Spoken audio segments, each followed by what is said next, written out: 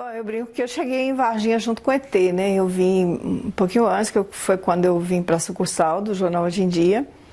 E aí eu cheguei muito animada para fazer matéria da duplicação da Fernão Dias, de café. Tinha tido uma geada muito grande aqui em 94. E aí, logo em seguida, eu vim...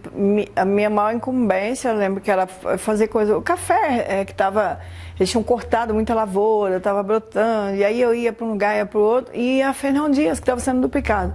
Aí tinha as pautas de cultura, tinha muita coisa na cidade, não tinha internet, então tudo era matéria para o jornal. A preocupação de aquele jornalista formado nessa década de 90, que tinha que ouvir o outro lado, que tinha que confirmar tudo, então... A gente era muito imbuído desse propósito, né? Até chegar o ET, que virou toda a nossa de cabeça para baixo, né? Porque como que você vai ouvir o outro lado, né? Como é que você vai checar o outro lado? Então era desafiador cobrir. E as coisas foram acontecendo assim, o que a gente imaginava uma coisa pequena, né? Ah, tem um boato aí, apareceu o ET. O negócio transformou numa coisa enorme, né? Porque era todo dia... gente visitando a sucursal, muita gente de São Paulo, de fora do país. Eu lembro de uns japoneses que chegaram na redação querendo tomada para carregar os aparelhos dele. A gente não sabia o que eles estavam falando, e muito menos tomada, porque eles vinham com aquelas coisas que a gente foi ver aqui 15 anos depois, os gravadores, as câmeras, né? E a gente não tinha. Eu lembro desses perrengues. Mas foi tudo isso, e durante um ano a gente viveu em função do nosso amigo extraterrestre, né? Ele, sendo real ou não, ele mobilizou o nosso trabalho, tudo que a gente pôde correr atrás, a nossa inteligência, o nosso tempo, né? Foi desafiador, foi difícil, foi um perrengue danado, porque... Era medo de levar o furo no dia seguinte, né? Alguém encontrou o ET mesmo e eu tô aqui, né, dando vacilo, né? Só eu não tive essa matéria. Tinha esse medo. Mas foi tranquilo, é um ano memorável também, um ano inesquecível para nós. Foi uma coincidência, porque eu estava me mudando, guardando uma geladeira dentro de casa quando caiu a chuva, né, a tempestade. A gente passou um aperto danado, porque era um corredor miúdo, ela ficou lá enroscada. E aí teve uma...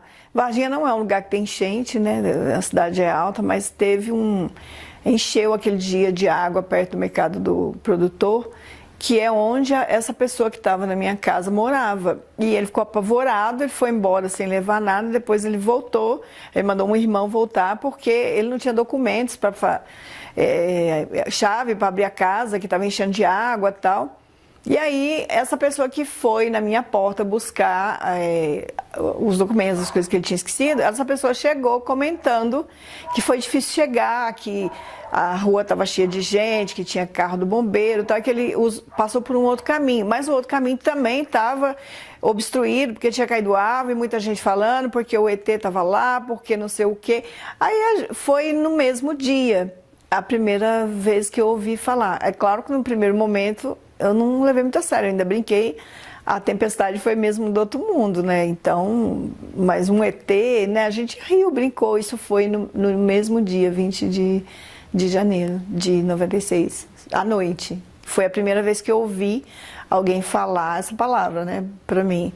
Ele foi o mensageiro que trouxe, né, a notícia. Aí, no outro dia, a gente começou a olhar, a ver do que se tratava.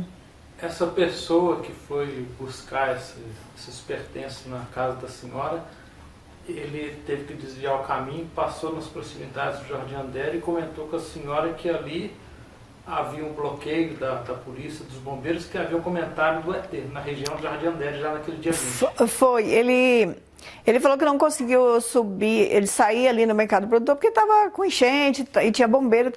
Aí ele foi para outro caminho, que é uma outra opção de subir. Eu morava no Jardim Petrópolis, do lado perto da TV Alterosa hoje. Então ele pegou essa outra mão, subiu para sair no Jardim Andere, e ele passou no local, então tinha pessoas lá, tinha gente comentando que o ET estava lá e que ele chegou em casa contando, ele não sabia se tinha pego o ET, se não tinha pego, o que ele falou, dizem que tem um ET ali em cima, né? Aí no outro dia essa história virou, aí já não era mais ET, era monstro, era diabo, Nossa, a gente ouviu de tudo naqueles dias, né? Eram várias posições, pessoas, cada um falava uma coisa. Então foi muito boato na semana inteira, porque era muito confuso, porque as pessoas davam notícia de ter visto esse ET de manhã, depois chegava outro contando que as meninas viram à tarde. Aí passava um pouco, a gente ouvia que o ET tinha sido pego à noite. Aí a gente não levava muito a sério, porque como assim, né? Que esse ET surge, ele tá de manhã, levou para o hospital, depois de tarde ele tá lá de novo. Então parecia a história da carochinha, porque essas várias versões, elas confundiram muito. E demorou para a gente entender que não estavam falando de um, mas de uns, né? De alguns. Mas isso levou um mês para a gente começar a duvidar.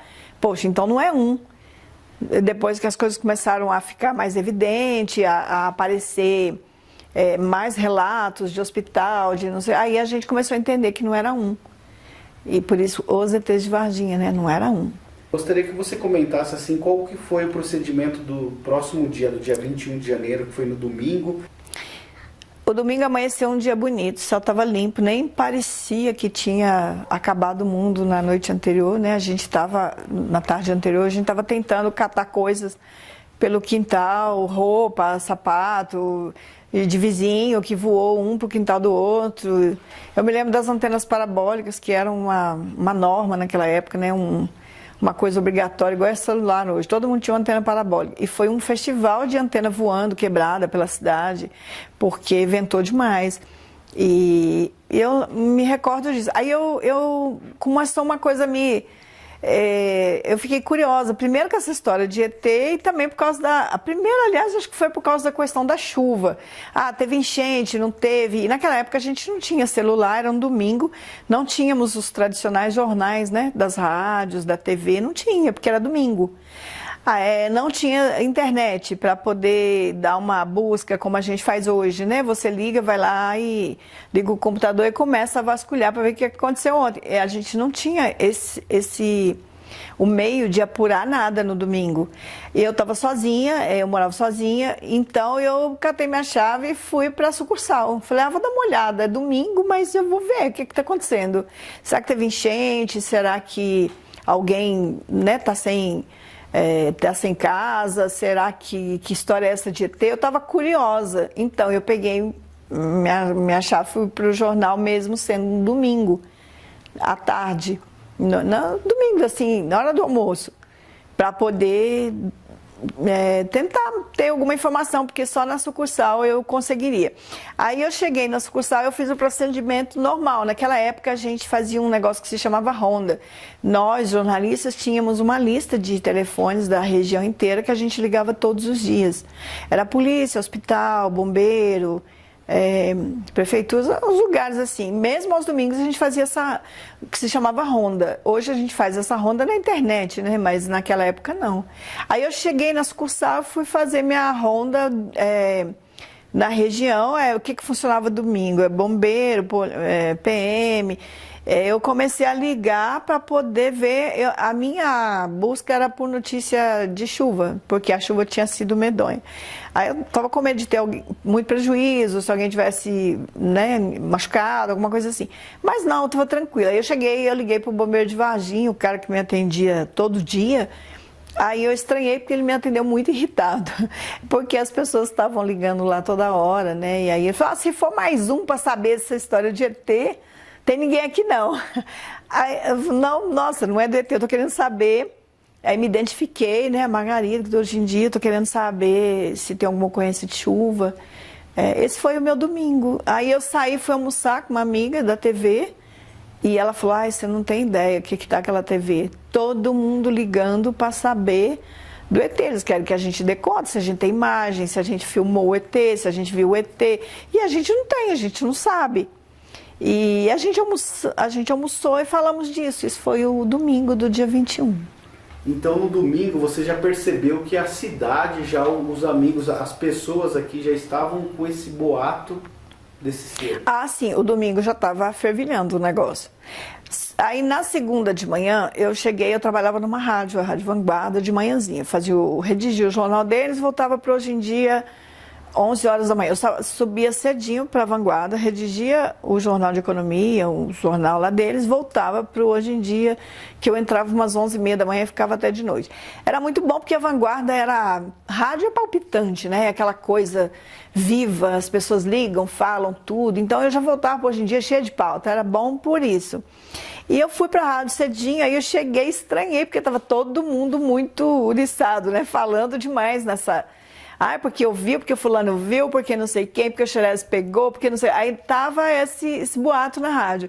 Aí o dono da rádio, que é muito simpático, muito bem relacionado na cidade com todo mundo, seu Galvão, né? Ele ligou pessoalmente no bombeiro, porque eles não estavam querendo atender a gente, para falar, olha gente, vamos acalmar, né? Aqui nada pior que boato. Vamos conversar, vamos ter uma versão oficial de vocês, que é a melhor maneira de colocar água nessa fogueira, né? Vai acalmar. Ele usou a habilidade dele para tentar gravar um áudio oficial, né, lá.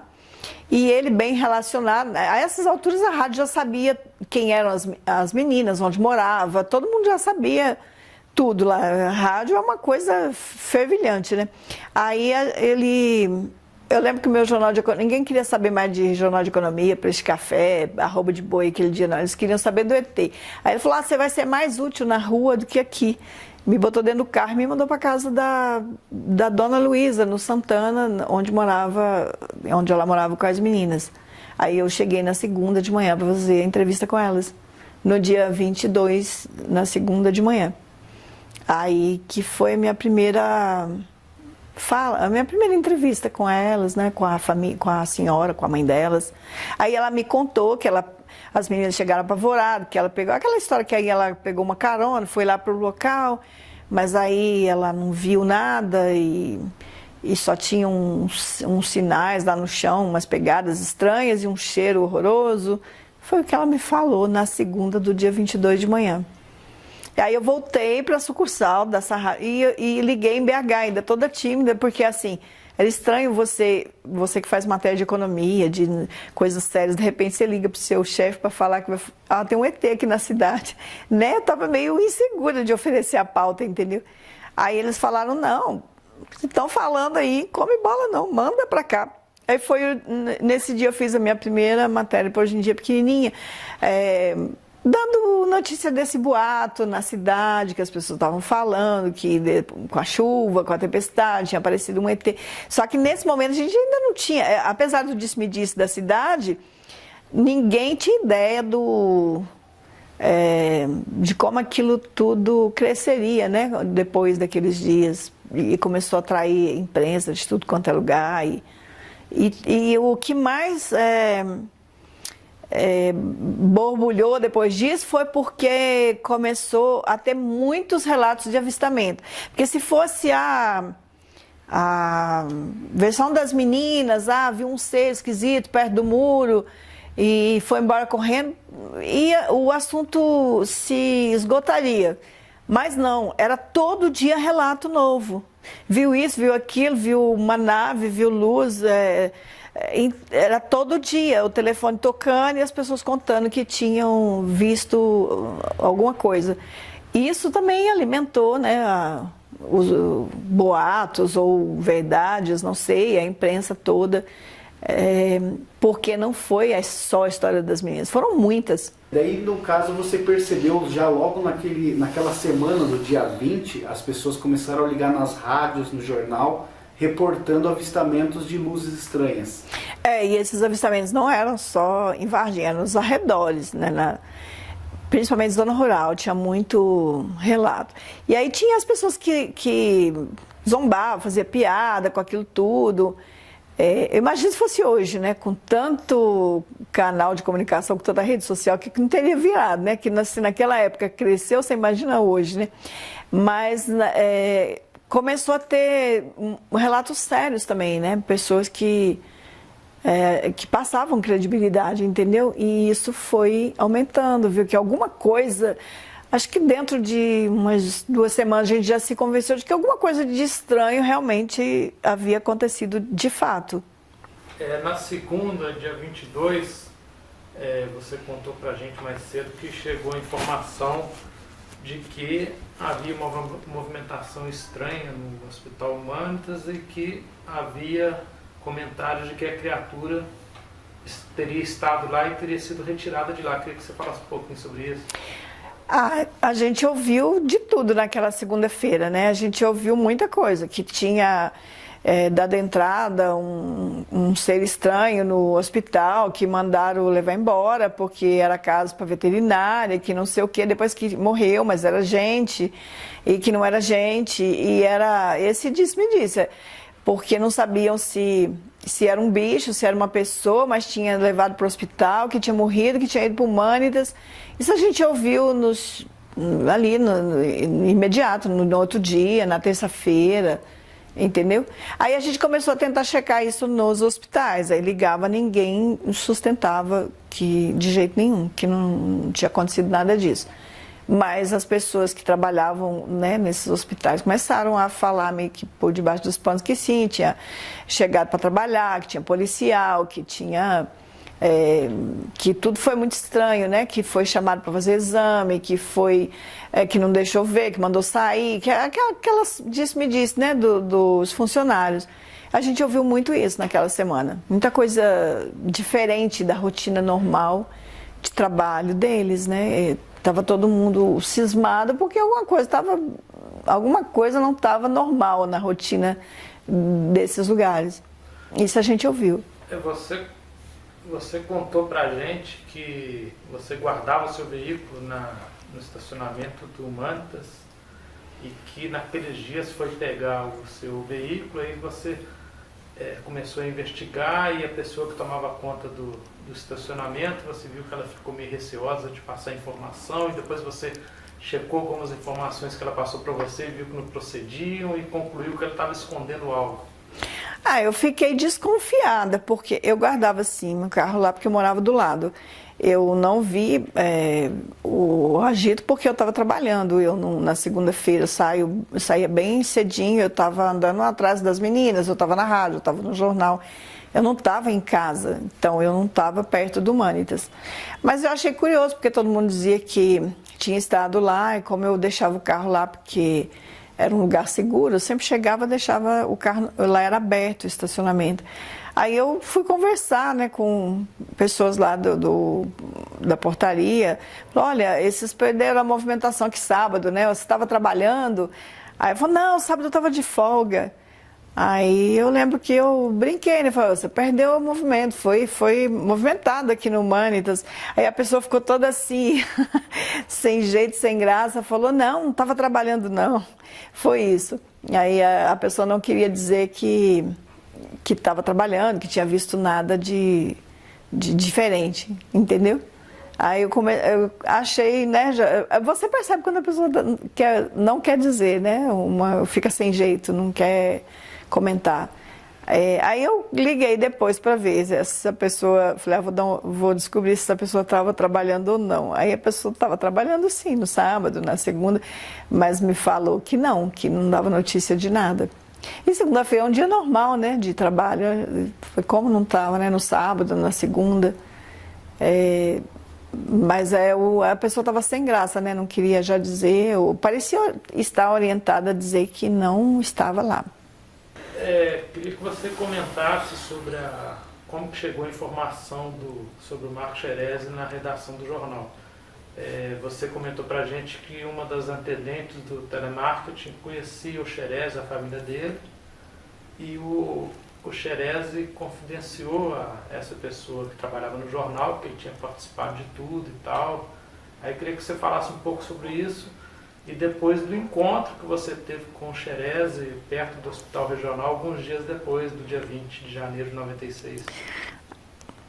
Assim, o Xerezi, ele era, a família dele era conhecida de uma das nossas atendentes de telemarketing, que inclusive mobilizava as outras meninas para rezar por ele depois que ele ficou doente. Mas naquela semana não, eles só chegaram comentando que ele tinha participado de uma ação, que ele tinha ajudado a pegar um bicho que tinha aparecido perto do Jandir Andere. Até então os relatos eram assim, né? Um bicho estranho, um animal esquisito, e depois era gente. Eram esses relatos. Aí a gente subiu um dia, estava vindo para o centro, ele estava com a farda, né? Encontrou com essa pessoa, era conhecido, ainda cumprimentou, mas foi rapidamente. Aí ainda, ele foi o cara que pegou lá, que socorreu, que ajudou, né? Que carregou a criatura. Aí ele olhou assim, brincou, falou, tava na operação. E foi embora. Foi um encontro muito rápido, perto, no centro. Ele estava bem, estava super bem. Isso foi uma semana depois. E ninguém deu muita importância para o caso, porque a gente ainda não sabia a proporção que tomaria, né? Aí ele estava bem. Aí depois que ele adoeceu. Foi logo em seguida, mas nesse dia ele estava super bem. Quando eu o vi, ele estava bem, trabalhando com a farda, ele estava tranquilo.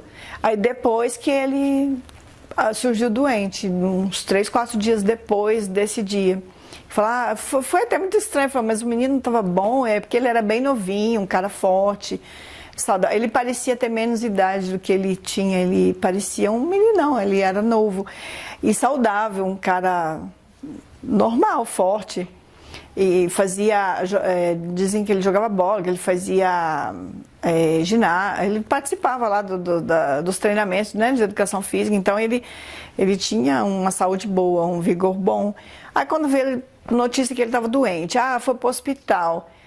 Normal, um menino, todo mundo adoece, passa no hospital, você também não dá muita importância. Aí quando veio, não, está internado, não, ele precisou fazer uma intervenção lá, tirar um negócio que estava no braço dele. Aí começou a chegar um monte de coisa, porque era no braço, é uma machucada, e depois era na axila, aí era um caroço, e que surgiu em uma semana, e aí ele tirou o tal do caroço, foi o que chegou pra gente, né? Aí quando veio, ele estava com febre, estava mal. Aí eu lembro das meninas se mobilizando, rezando por ele, porque a esposa estava chorando, estava preocupada. Ele tinha uma irmã que era a pessoa mais amiga dessa menina que trabalhava com ele. Na verdade, não era nem a esposa, era a irmã dele. E elas comentando, vamos rezar, né? Vamos rezar, porque o Xerezi está mal, tá com muita febre, não reage. Está tomando antibiótico, mas está piorando. No outro dia, eu passava pela porta da sala delas para poder ir para mim. Eu falei, gente, aí o rapaz melhorou, né? Teve alta? Não, ele piorou. Não, ele tá mal. Aí tá. Até um dia que eu cheguei e fui para minha sala, eu lembro que era perto do carnaval, estava todo mundo muito alegre, falando que ia viajar, porque Varginha não tem tradição de carnaval. Estava todo mundo arrumando para sair, ia pegar a estrada, eu também ia viajar. E eles entrou a secretária brincando, falou, você acredita que colocaram um palhaço, uma fantasia, alguma coisa perto de onde o ET tinha sido visto. E aí tiraram foto e chegaram lá no jornal fazendo essa palhaçada. E a gente estava rindo quando entram as meninas do telemarketing, em prantos, chorando na sala, porque ele tinha acabado de falecer. Era a véspera do carnaval. Isso eu me lembro que a gente ficou até muito sem graça, porque a gente estava fazendo piada com o negócio da foto lá do muro, lá do espantalho, não sei o que, do ET que colocaram lá no muro. E a gente estava rindo dessa foto, quando elas entraram chorando, falando que ele tinha acabado de falecer. Aí foi aquela consternação, tal, passou, era perto da hora de almoço, alguma coisa assim. Aí eu liguei de novo para ter informação possível do funeral dele, né? Que acha que ele seria velado, que a gente ia dispensar as meninas que trabalhavam com a gente para acompanhar o velório, alguma coisa assim. Mas quando eu liguei para poder ver onde que ia ser o velório, para liberar as meninas do Telemar, ele já tinha sido sepultado. Então foi muito estranho, porque assim, morreu e já enterrou. Aí a gente falou, mas como assim? Por quê? Né? Não tem velório, não tem... O que aconteceu? Não, os médicos disseram que ele tem que ser sepultado imediatamente. A gente achou estranho também, né? Porque normalmente é uma tradição aqui do interior de velar a noite inteira, né? Deixar para sepultar no dia seguinte. E um rapaz novo, né? Jovem, daqui, às vezes a família fica esperando alguém, né? Que vem de fora. E não deu tempo de nada. Quando a gente foi ter informação do velório, ele já havia sido sepultado. Aí depois isso também alimentou muito o boato de que ele foi sepultado imediato porque não tinha condições de ficar, porque o corpo dele estava todo comprometido, né, por causa das infecções, que os médicos aconselharam a sepultá-lo rápido, e não queria que abrisse o caixão, não queria que ninguém tivesse contato com ele, porque acho que os médicos ficaram cismados, porque como ele não reagiu a nenhum medicamento e definhou muito rápido, aí acho que os médicos suspeitaram que ele realmente tivesse com alguma bactéria problemática, né? E, pelo menos foi isso que a gente deduziu, porque se ninguém podia ter contato, não era para abrir o caixão, era para sepultar imediato, e ninguém podia ter contato com ele, alguma coisa estranha estava acontecendo. E isso também virou o boato da semana, do mês. Boato ou verdade, né? A gente não sabe. Você comentou com a gente mais cedo que parece que nos dias as meninas que tinham mais familiaridade com a família do Xerez, conhecia, diz que ele no primeiro dia, no segundo dia, ele estava falando abertamente sobre que ele teria participado dessa missão, que ele teria capturado um bicho. Eu gostaria que você comentasse isso, parece que logo depois. Sim, todo mundo chegou, ele comentou, né, que tinha participado, ele falou com a irmã. E também depois que ele adoeceu, ele falou com a irmã dele que ele tinha participado e falou com ela. Ele ficou preocupado, ele realmente disse para a irmã que ele tinha participado. Só que nos primeiros dias, depois da ocorrência, dizem que ele comentou, só que 2 dias depois a gente tentou falar com ele, ligar para ele, abordá-lo, ele já não quis mais falar com ninguém. Ele falou que ele não estava autorizado a falar nada para ninguém, não quis atender ninguém, porque a gente tinha medo de chegar até ele, a gente tinha uma menina que conhecia a irmã dele, né? Mas ele não mais atendeu ninguém. Aí muita gente da imprensa procurou ele não atendeu ninguém. Acho que não sei se alguém tem alguma entrevista com ele, eu desconheço. Na época, uma informante da senhora foi uma funcionária do hospital regional, que em determinada ocasião disse para a senhora de áreas isoladas, movimento estranho no hospital regional, e ela ouviu uma reunião entre diretores, chefes lá do regional, se comprometendo com um segredo sobre o que estava acontecendo ali. Eu queria que você falasse um pouquinho sobre isso. Então, uma menina, uma das nossas funcionárias lá, conseguiu falar, eu conheço fulano que trabalha no hospital. E aí conseguiu ligar no hospital e falar com essa pessoa e me passou. Eu conversei com essa pessoa que não quis se identificar, não quis falar o nome dela, estava com medo. E o que ela comentou muito rápido foi, eu estava limpando, aí depois me pediram para sair, e depois eu voltei, aí entraram umas pessoas, conversaram, e o chão estava molhado, e me pediram para secar o corredor, aí eu estava lá, e eu ouvi eles falando que o que eles tinham conversado ali não era para ninguém falar de forma alguma, nem em casa, nem com as suas esposas, nem com ninguém, em hipótese alguma. Aí ela me falou que ela não tinha ouvido isso, então ela ficou com muito medo, porque ela falou, se eles não podem contar nem para suas esposas, coisa boa não deve ser. Eu não vou falar, e não quis falar o nome dela, mas é uma pessoa que conversou com a gente no telefone. Você lembra mais ou menos quando que foi isso? Foi na semana, 2 semanas depois, 3 do ocorrido? Não, foi bem próximo, tipo Acho que o Xerez estava hospitalizado quando eu conversei com ela. Só que ela não era do Bom Pastor. O Xerez estava no Bom Pastor nesses dias. Ela era do regional.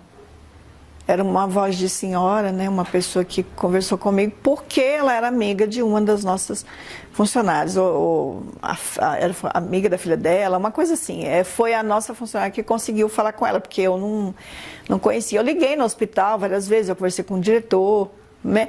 Mas ele brincou, falou que eu estava procurando lugar errado, porque se era bicho, eu não ia achar no hospital.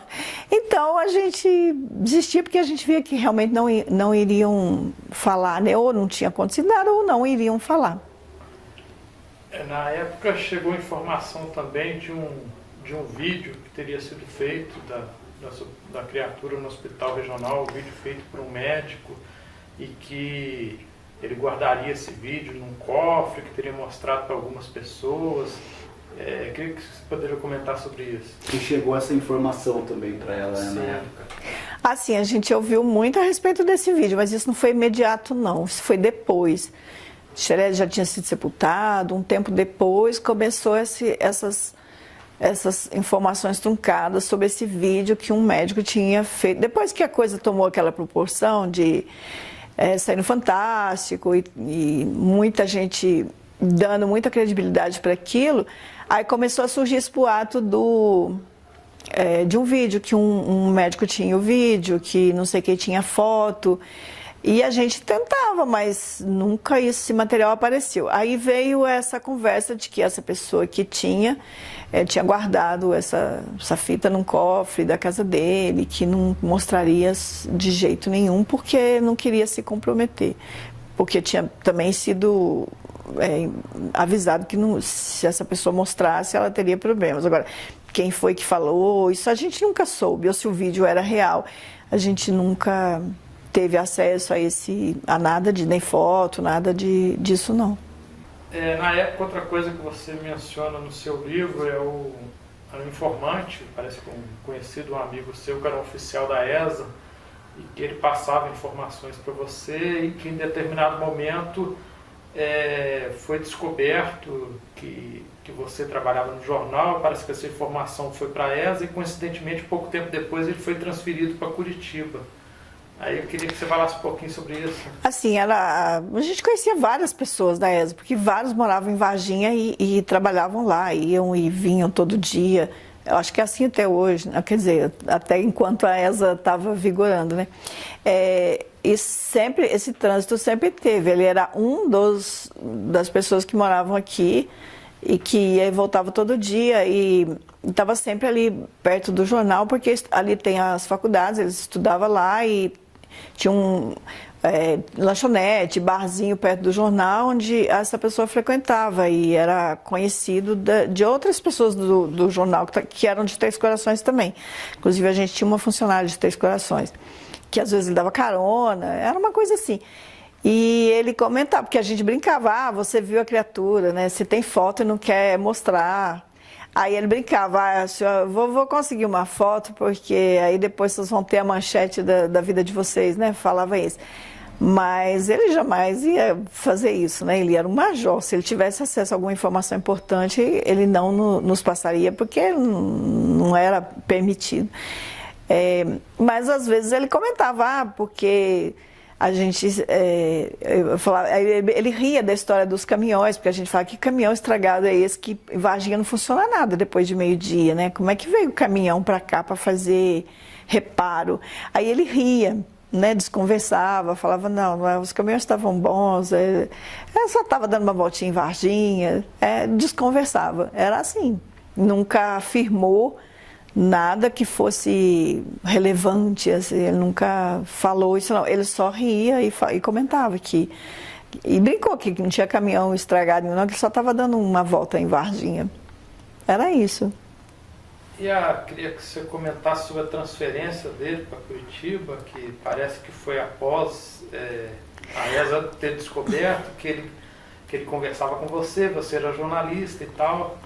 Isso pode ser só uma coincidência, né? Mas um dia ele ligou porque falou, você me mandou aquele presente. Porque como ele estava sempre ali, ele Meu aniversário é em junho, ele tinha trago, ele deu carona para a pessoa que estava lá no jornal e tinha me dado um presente, uma blusa de frio, inclusive, aquele junho estava muito frio.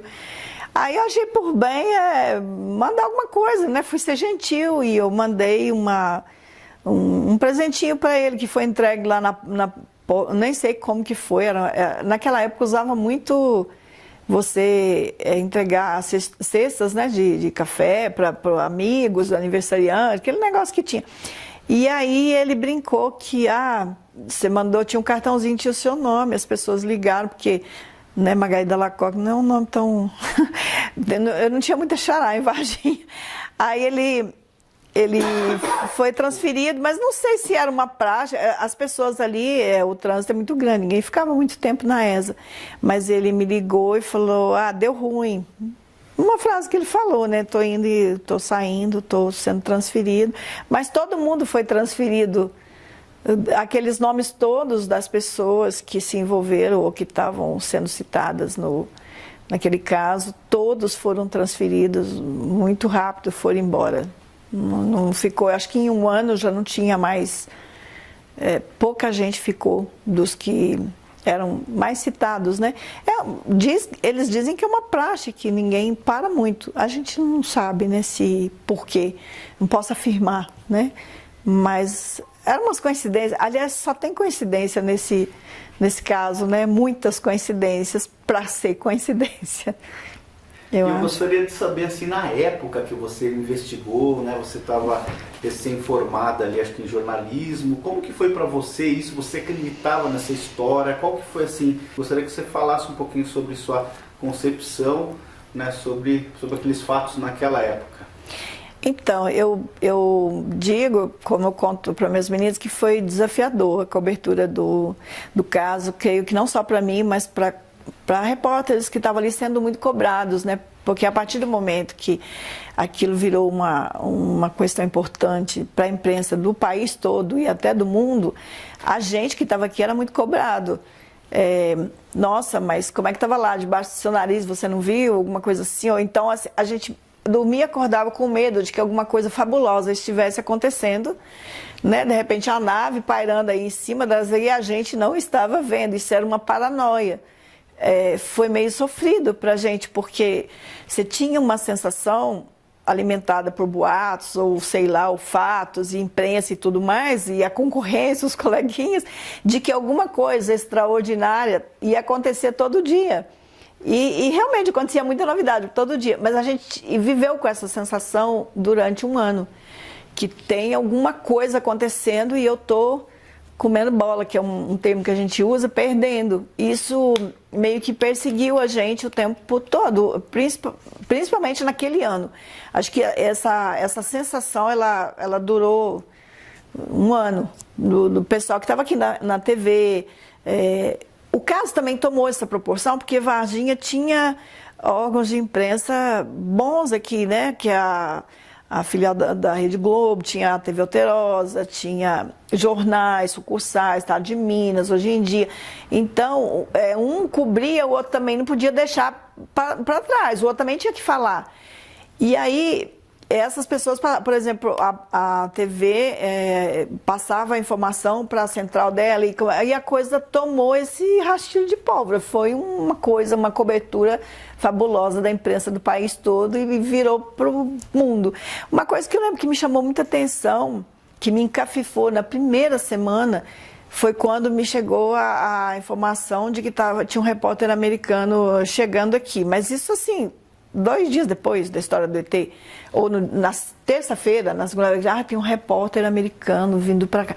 Aí, sabe, pra gente aquilo era um boato de barbearia, né, que estavam falando nas esquinas, assim.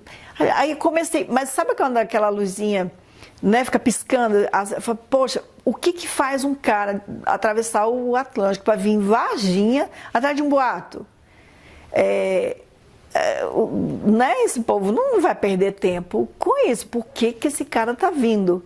Isso já ficou, essas interrogações na nossa cabeça. O que faria, né, essa pessoa vir para o sul de Minas atravessar? Porque não é um boato qualquer que vai chegar lá e fazer uma pessoa Isso já ficou, acho que foi a primeira interrogação mais forte, porque depois, alguns meses depois, a gente veio a saber, né, que, na verdade, eles já tinham, eles já sabiam quando essas luzes diferentes foram percebidas aqui no Brasil, entrando na nossa atmosfera, que a gente foi avisado pelos Estados Unidos, que o governo brasileiro obteve informações mais seguras da NASA.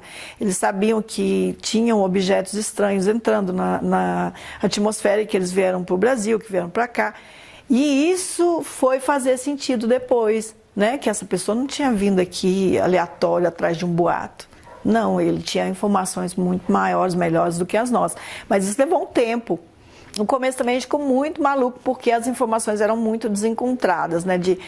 Teve um ET 10h30 da manhã que foi visto, deram um tiro no ET, carregaram o ET, depois de tarde, aí teve a chuva, aí teve outro ET, o ET foi visto de novo, o ET estava no hospital, o ET morreu na sexta, o ET morreu no sábado, o ET morreu domingo, o ET foi levado segunda. Eu falei, mas um ET não pode ter conseguido, né, aparecer tantas vezes, morrer tantas vezes. Isso deixava a gente maluco.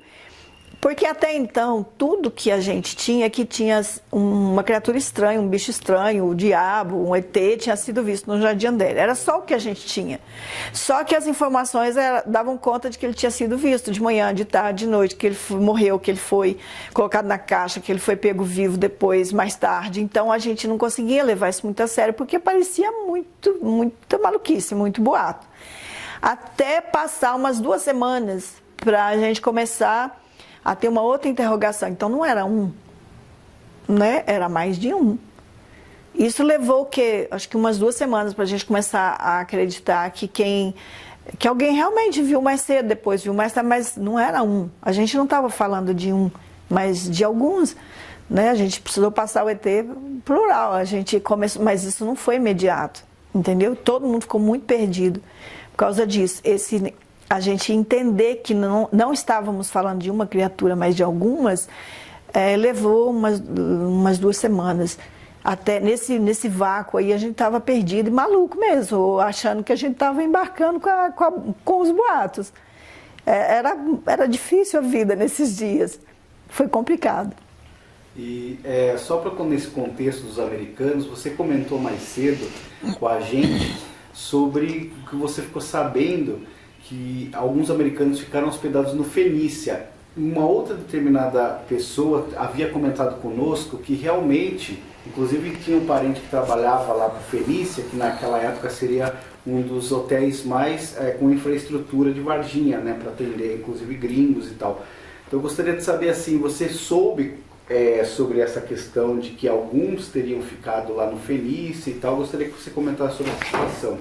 A gente ouviu isso não está no meu livro, porque eu nunca conversei com a pessoa do Fenícia, então eu não quis entrar porque eu não tinha como sustentar essa história.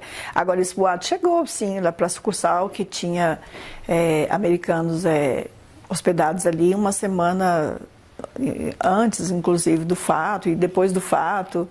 Agora, depois do fato, teve repórteres hospedados lá, que essas pessoas que vinham de mais longe de Brasília, de outro país, ficavam realmente Fenícia, era um hotel referência naquela época. Agora, essa história de que tinham americanos que foram reconhecidos depois pelo pessoal do Fenícia, em fotos de jornais, isso a gente ouvia junto com o balaio do boato, né? Na época, a gente ouvia isso na época.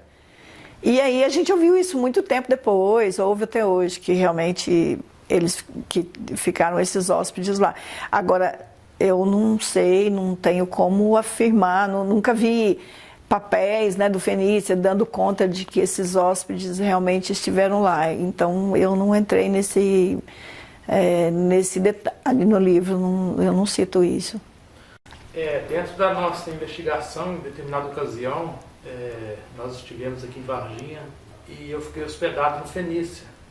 Eu conversei com um funcionário que estava lá em 96, já trabalhava no Fenícia. E aí a gente estava com o intuito de obter esses informações de hospedagem da época. Sim. Aí ele explicou como já tinha muito tempo, na época ainda era em papel, não era informatizado. Todo esse material foi levado, segundo ele, parece que para o sítio do proprietário da época e foi incinerado. Mas quando a gente conversou mais cedo, a senhora mencionou que, queria que você comentasse mais um pouquinho sobre isso, que determinadas pessoas ligadas à NASA teriam se hospedado no Fenícia e que os funcionários depois teriam identificado essas pessoas, parece que em matérias de jornais, alguma coisa nesse sentido. Como eu te disse, no pacote de boatos a gente ouviu isso várias vezes naquela época, que depois eles haviam identificado em fotos, mas a gente não teve acesso a registros, papéis, isso a gente não teve. Ninguém imaginava também que isso seria tão importante, né? Depois a gente podia ter corrido atrás naquela época que tinha os assentamentos, os papéis, não esperar queimar, né? Não esperar ficar velho. Mas a gente não tinha ideia de que isso seria... Porque as pessoas comentavam, os americanos estão no Fenícia, né? O cara da NASA, não sei o quê. Mas a gente não teve essa, entendeu? Essa competência de checar, porque não é hotel que passa tanta gente, né? Em Varginha não é proibido vir hospedar, entre aspas, aparentemente é uma coisa normal. É rotina de hotel, né? Receber as pessoas. Mas depois é que a gente foi entendendo que, por quê, né? Por que essas pessoas estavam em Varginha e foram daqui para São José dos Campos e foram... né, atrás de outras informações lá, a gente não tinha ainda a malícia, a competência de fazer essa ligação, sabe? Foi uma pena, né? Foi uma pena, porque a gente podia ter investigado melhor isso. Mas a importância, a proporção, ela veio depois. Perfeito, Rubão. O Rubão está aqui conosco e vai fazer uma pergunta, aproveitar para agradecer o grande Rubão, sempre nos ajudando aqui em Varginha. A senhora trabalhou na Vanguarda. Logo no início das investigações, a Vanguarda, ela entrevistou uma possível testemunha, que foi a primeira testemunha que colocou uma nave na história, né? Um OVNI na história. E logo na sequência, até mesmo no próprio jornal da Vanguarda, essa mesma testemunha desmentiu, falou que inventou a história, que era boato. Eu queria saber, senhora, na época, como se deu esse procedimento e se a senhora tem noção dos boatos que se deram depois. Dizem que ele teve uma vantagem material, né? Inclusive até vizinho da senhora hoje aqui, né? Os boatos, essa pessoa falou primeiro, né, que viu, depois falou que não, que tinha se enganado, que acha que ele tinha tido uma ilusão de ótica, que não tinha visto nada. E aí como é que a gente ia contradizer, né, a pessoa? Não tinha jeito. Ficou o dito pelo desdito depois. Agora, em que momento ele estava falando verdade ou mentira, se foi da primeira vez ou da segunda, a gente não sabe. Mas essa história de que as pessoas falavam uma outra versão depois, isso também faz parte do balé de boatos, que tinha muita gente, inclusive, que as meninas, né, a mãe das meninas recebeu visitas à noite e ela também confirmou que foram na casa dela para poder oferecer algumas vantagens, dinheiro para ela dizer que tinha sido tudo uma brincadeira das meninas, só que ela não, em momento algum, ela voltou atrás, ela sustentou, ela falou que não, que as filhas dela não iam se vender por dinheiro nenhum. Isso foi uma coisa que a gente acompanhou na época. Agora, outras pessoas, não, né, como essa pessoa que deu entrevista e depois voltou atrás, falou que não, que tinha tido uma ilusão de ótica, e ele não ia, ele estava brincando. Como é que você faz com uma testemunha dessa, né? Com uma pessoa que fala isso. Mas isso acontece muito com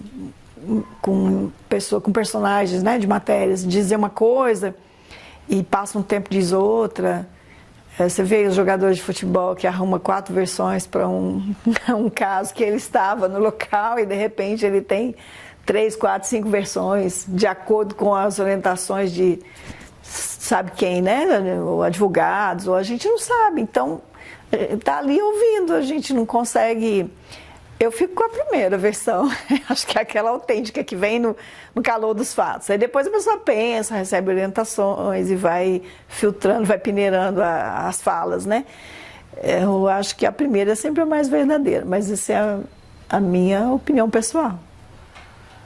Na época do caso, eu estive aqui, tive felicidade de acompanhar aqui em 96, 97, surgiram informações de que telefones, na época telefones fixos, né, praticamente não tinha, poucas pessoas tinham telefone celular, né, havia informação suspeitas de que telefones fixos de ufólogos mais diretamente ligados à investigação estavam grampeados.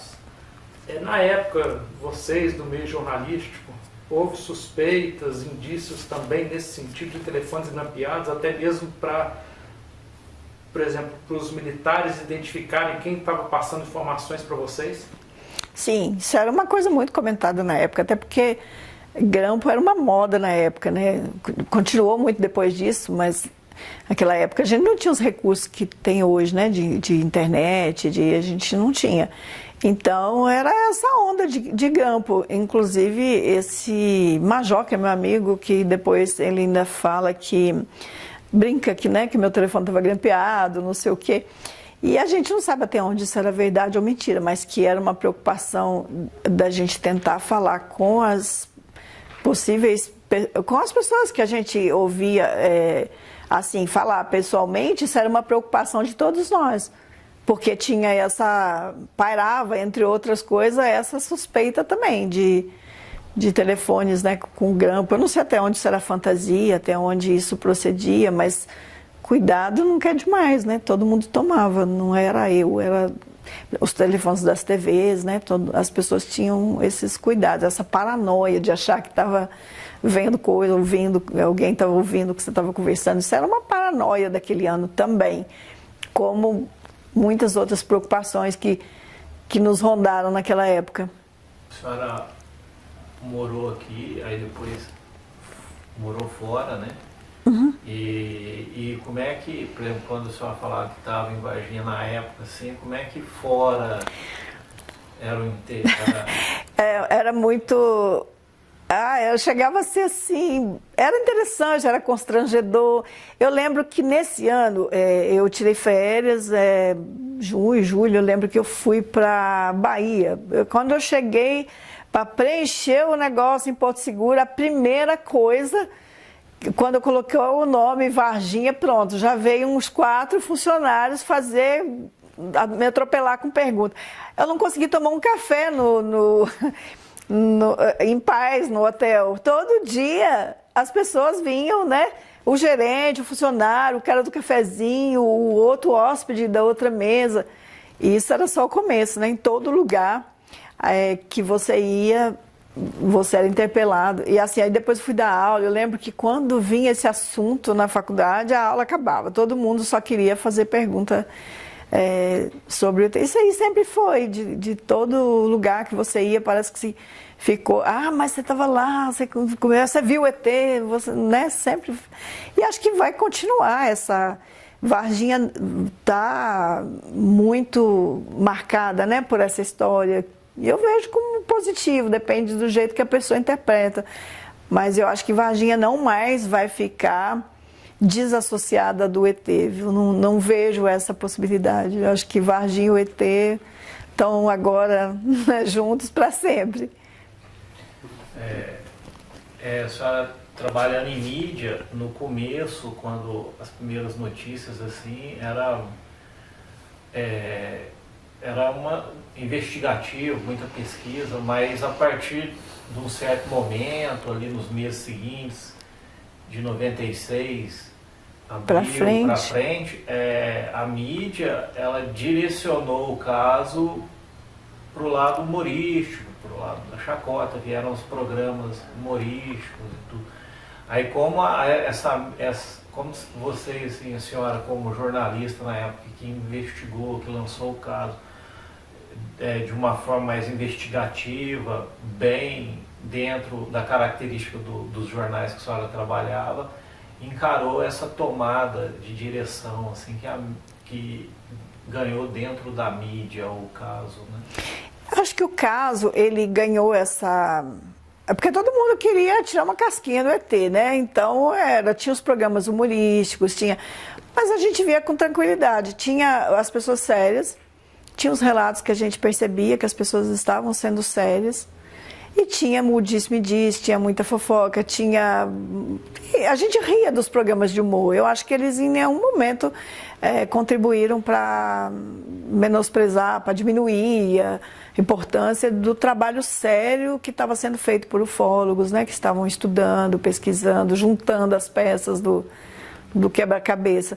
Para a imprensa séria, os programas de humor, as brincadeiras faziam parte, a gente ria daquilo, mas não, as matérias eram sérias. Eu acho que não teve essa, assim, não desandou, entendeu? Não interferiu uma coisa na outra. Cada um brincava, o Cacete Planeta ia fazer do jeito deles, né? Eles não podiam chegar fazendo um trabalho sério como o de vocês, porque não era o perfil deles. Mas isso não diminuía, isso ajudava a popularizar o ET, mas não diminuía a importância do trabalho sério dos ufólogos, da empresa. Eu não vejo dessa maneira. Eu acho que cada um ficou no seu jeito de ver, né? Você vai encontrar muitas pessoas que acham que é tudo fantasia, e hoje, né, em Varginha, tem muita gente que não acredita, nunca acreditou, e você vai achar pessoas que reconhecem a seriedade do trabalho dos ufólogos e vê que alguma coisa de extraordinário, de diferente aconteceu realmente naquele tempo. Eu não sei acho que não foi a mídia toda que brincou com o assunto, né? Foram os programas de humor, mas a cobertura foi muito séria.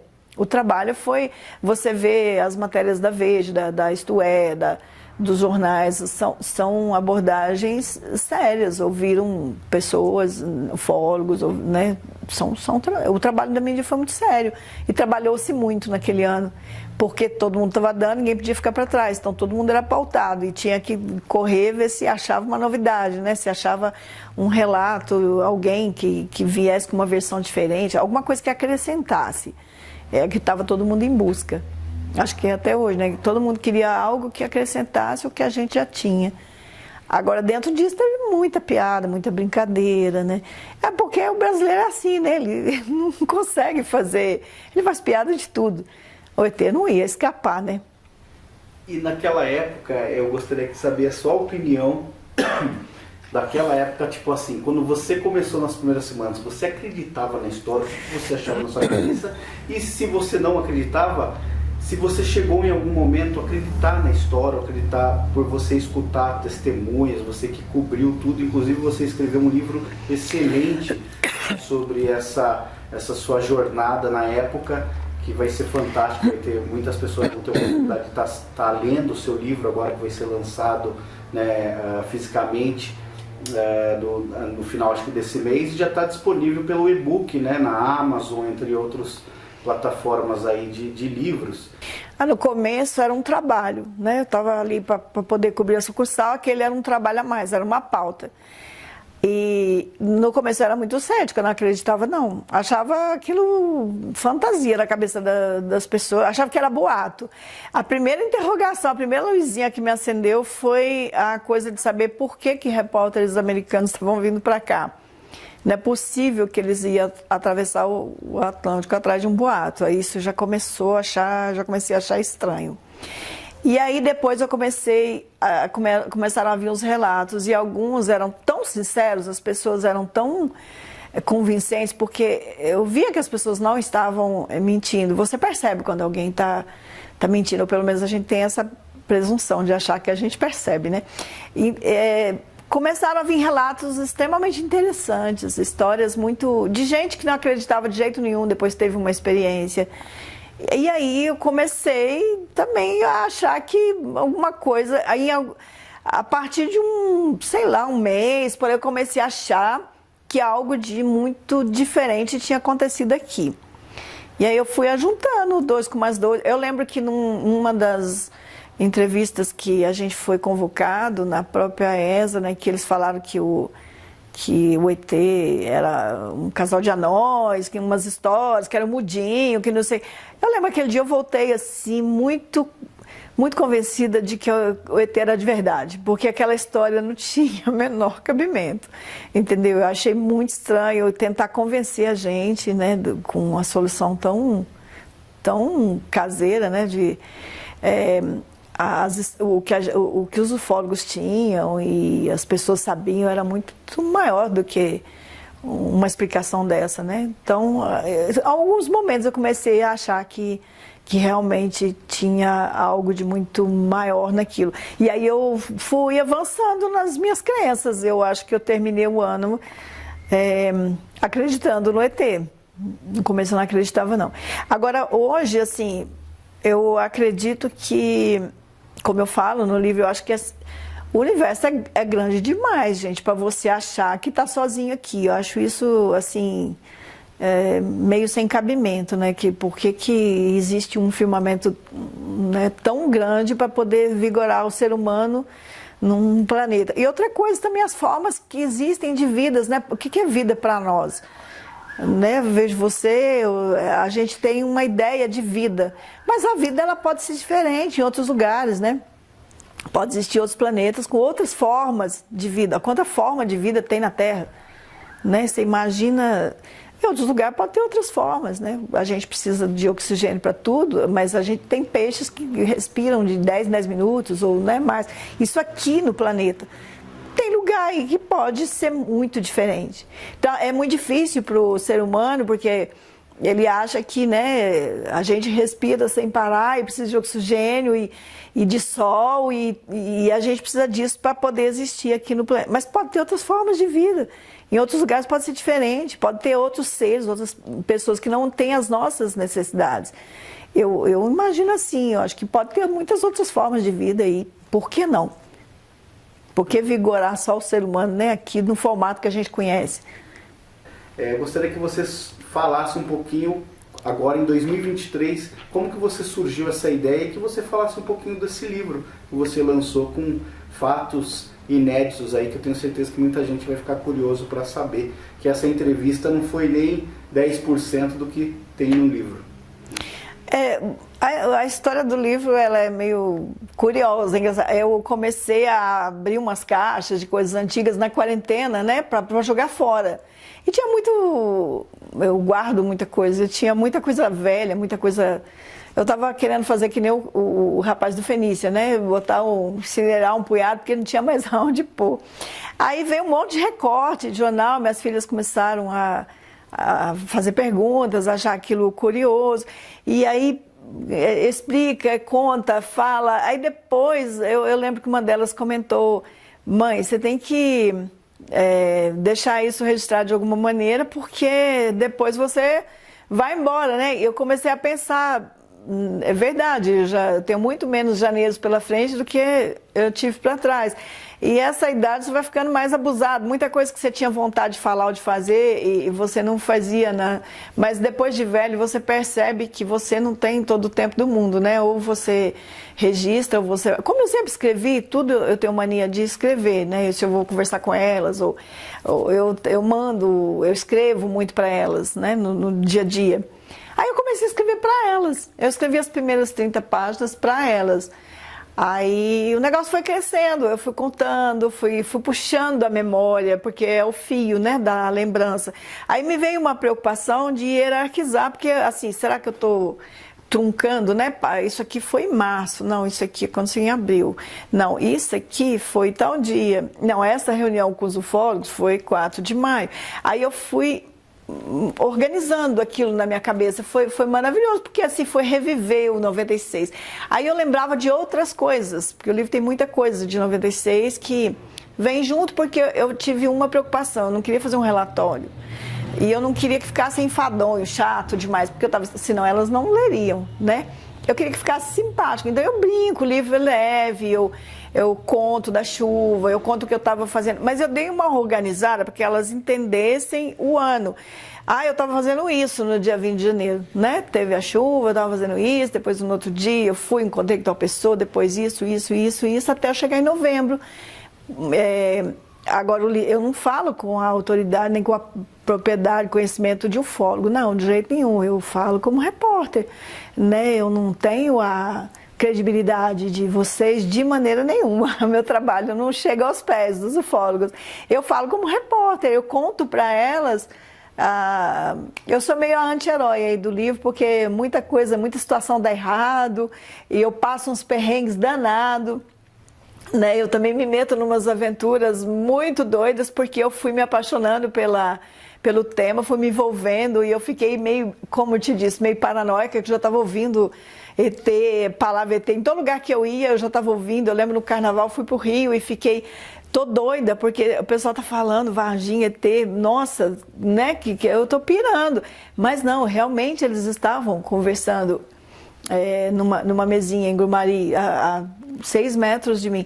Aí eu vi que era um gringo, tem coisa mais normal do que gringo no Rio, no carnaval, né? Eu falei, não, você tá doida, Margarida. Não, mas eles estavam falando de Varginha. Aí eu despistei, saí, fui andar para poder ver do que eles estavam falando. Eles estavam com um mapa em cima da mesa, vendo a rota para chegar para Varginha. Eu falei, bom, não tô doida, porque não tinha Google Maps, né, naquela vez. Eles estavam com um mapa mesmo e falar, a gente vai descer aqui a serra, passar pelo circuito das águas. Eu quase me ofereci para ser a guia deles, né? Mas falei, bom, aí eles vão ver que eu tô ouvindo e eu...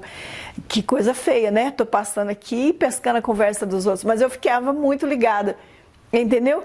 Aí foi assim, e eu fui lembrando disso porque eu achava engraçado essas curiosidades. Fui contando para elas no livro, o livro nasceu disso. Aí fui até novembro, o livro termina em novembro, eu não entro em 97. Eu concluo aí. Mas aí eu vou contando outras coisas que aconteceram, né? Que o avião do Mamonas caiu, e que aquele dia a gente não falou de ET, porque aí depois tinha uma conversa de que o avião do Mamonas tinha trombado com uma nave, tinha caído, e as pessoas falavam muito disso também. E aí eu vou contando essas curiosidades, essas coisas para elas. Foi assim que, como eu converso demais, né? Quando vê, de 30 páginas, já tinha, na hora que fui editar, deu 200. Foi isso que aconteceu. O livro vai ter um site, né? Que é ufologia1996.com.br. Esse site está pronto, assim, mas ainda não está disponibilizado. Eu acho que a partir de 30 de maio, junto com o livro, né, físico, o site vai estar pronto. E o e-book está à disposição das pessoas, porque ele foi publicado primeiro. Aliás, a ideia não era fazer um livro físico, porque é caro, porque não tinha essa intenção. Depois que eu terminei de fazer, eu lembro, minhas filhas começaram, mãe, mas você vai deixar isso aí, o computador também, você está preocupado com a sua memória? Porque eu acho que uma das preocupações de escrever o livro é porque a memória da gente vai embora, né? Esse trabalho que eu tive de reunir, de fazer, isso passa. Depois, a memória dos humanos, ela é muito frágil, ela vai embora. Então, falando, vamos escrever e registrar enquanto eu lembro, porque isso vai passar. Aí eu, escrevi, registrei, aí elas vinham, você está achando que a sua memória vai embora, o computador também dá pane. Põe esse arquivo na nuvem, guarda, porque senão nossos netos não vão ver, brincavam. E aí veio a ideia do e-book, entendeu? Mas então vamos fazer bonitinho, né? Vamos deixar ele mais... com uma diagramação mais, para ficar mais fácil para outras pessoas que queiram ler. O começo do projeto foi isso, porque ela falou, mas meu amigo quer ler, minha colega da escola quer ler, meu professor quer ler. Aí os meus alunos da escola, estavam dando aula em Machado ano passado, todo mundo queria ler o e-book, então tem que disponibilizar. E aí veio a minha preocupação dele estar decente, né? Aí foi que eu fui atrás de uma editora para que fizesse, porque não é a minha praia fazer e-book. Eu tinha feito o texto. Eu acho que cada um tem que fazer o que sabe, né? Quando você se mete a fazer tudo, não sai bonito, não sai bom. Aí foi que surgiu a ideia do projeto gráfico, de uma capinha, né? Dele ficar apresentável, dele ficar decente, dele ficar fácil de ler, né? Foi isso. Aí surgiu a ideia de colocar o e-book, né, na Amazon, para que essas pessoas do nosso círculo de curiosos pudessem ter acesso. Mas depois veio a cobrança para que ele também se tornasse um livro físico. E assim a coisa foi crescendo, né? Agora o livro físico já foi para a gráfica também, porque aí é diferente o projeto, aí a capa tem umas orelhas, né? A história da capa é bacana porque... desde que apareceu essa coisa de ter um livro físico, de ter uma capa, aí eu fui conversar, né, com um profissional, um capista, vamos respeitar todos os profissionais, né, os diagramadores, e aí falei, olha, eu não quero uma capa com céuzinho azul, nuvenzinha, não é porque eu estou fazendo para minhas filhas, eu não quero uma capa infantil, por favor, eu quero uma capa séria, densa, séria, com cores escuras, né? Uma capa que passe mais credibilidade, que fale, que visualmente converse, né, com quem for ler, abordando esse mistério. Porque o ET é um grande mistério, né? O extraterrestre é um grande mistério. Então foi essa preocupação, por isso aquela capa. E também que tivesse elementos do jornalismo de 96. O que a gente usava para trabalhar? Né, gravador, caneta, muita gente trabalhava até na máquina de escrever com papel ainda, usávamos muito fax, né, naquela época. A gente fazia as matérias. Hoje, se você falar fax para essa garotada, você vai ter que ter legenda embaixo, rodapé no livro, porque ninguém vai saber. Eu lembro que de um avistamento, assim, que a pessoa ficou definindo para mim que o carro, né, morreu, perdeu força, morreu, e a nave, e ele teve muito medo de ser abduzido, mas que parece que eles não estavam interessados nele, eles estavam rondando a região. E aí passava com um fax em cima do carro dele, assim, que era um termo que as pessoas usavam para poder, porque a palavra era comum. Hoje, se você for comparar alguma coisa com fax, ninguém vai saber do que você está falando, né? Mas na época tinha essas associações, entendeu? O livro saiu desse propósito de deixar isso escrito para elas, porque assim, eu penso, hoje, se eu tivesse acesso a uma biografia de uma bisavó, de um bisavô, né, como é que ele viveu, as coisas que ele enfrentou, uma aventura dele, uma viagem a cavalo para Aparecida do Norte, eu não sei, alguma coisa, eu ia ficar muito interessada, eu ia me inspirar muito nessa avó, nesse avô, entendeu? Aí eu penso que, porque a vida humana, ela é muito rápida, né? O que é 70 anos, 80 anos na história do planeta, da humanidade? Isso não é nada. Então, quem sabe, né, daqui... E a ufologia não é uma pauta perecível, né? Não é uma coisa factual, não é verdade? Eu acho que os assuntos de 10, 15, 20, 100 anos, eles ganham até mais importância. Aí, não é uma presunção, mas é uma coisa que me passa, assim, às vezes eu penso, quem sabe vai ver daqui 60 anos, 70 anos, um bisneto, uma bisneta vai ler isso aqui e falar, nossa... Olha o que a minha avó estava fazendo em 96, né? Lá, minha tataravó lá, que só conheceu uma fotinha na parede, né? Porque diz que a gente é importante assim, depois você vira uma foto e você é importante até a terceira geração, né? Porque depois quem não conheceu, uma figura na revista, uma foto é a mesma coisa, já não diz mais nada, né? Esse é o nosso grau de importância aqui na Terra, né? Mas eu penso assim, de repente alguém, né, vai ter a curiosidade de ler isso daqui 100 anos, falar, nossa, né, minha descendência, olha aqui, né? Agora os ETs são normais, estão aqui andando entre nós, né? Mas olha lá em 96, o que minha avó estava fazendo. Porque eu, particularmente, eu acho que existem diversas formas de vida e que alguns já estão circulando entre nós, claro. Só que eles estão habilitados para estarem aqui, eles estão prontos para conviver com as nossas bactérias, com o nosso oxigênio, e outros não, né? Então, eles têm que vir de uma outra forma, né? Com mais cuidado, pairar, descer alguém para poder fazer... Por que essa curiosidade? Eu não vejo como curiosidade. Eu acho que eles fazem no nosso planeta o que a gente faria no planeta deles.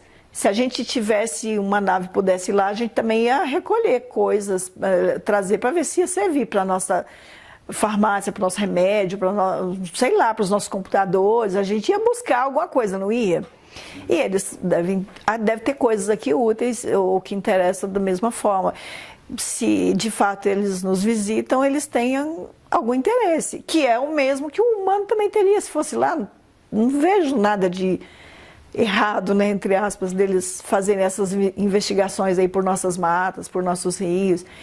A região, ela comporta um roteiro nesse sentido, porque é tanta história, tanto relato, Então, nós temos uma cidade que chama Luminária por causa das luzes, dos avistamentos na mata, que os moradores mais antigos falavam tanto dessas luzes pairando e andando na mata, que a cidade se chama Luminárias.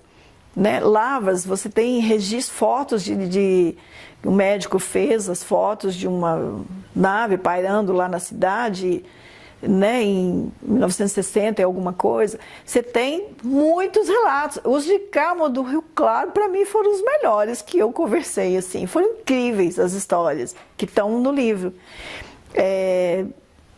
Eu acho que a região bem que comporta um roteiro, né, de turístico, passando pelo Memorial de Varginha, passeando em Lavras, na Serra da Tormenta, em Luminárias. É uma região interessante. Por que a gente atrai esses visitantes, a gente não sabe, né? Isso aí, mas deve ter alguma coisa aqui interessante. Talvez se fôssemos visitar algum planeta, a gente também escolheria uma região lá que nos interessaria mais, né? De onde viriam coisas para os nossos medicamentos, para a cura de doenças que a gente não tem aqui, ou para a nossa tecnologia. Eles estão fazendo aqui o que a gente faria lá, com certeza. Eu imagino assim, mas se é fantasia da minha cabeça, não sei, né? Isso aí, eu acho que a gente está muito perto de alguma revelação.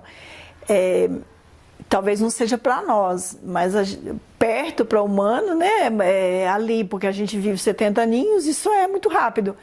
Mas o perto pode ser 100 anos, não sei, né? A gente não tem muito essa noção de tempo, mas alguma coisa vai traduzir para os habitantes, né, para o terráqueo, que dimensão, céu, inferno, umbral, não sei, sabe? São lugares, são outras situações e que a gente vai e vem. Eu acho que vai ser tudo revelado em algum momento.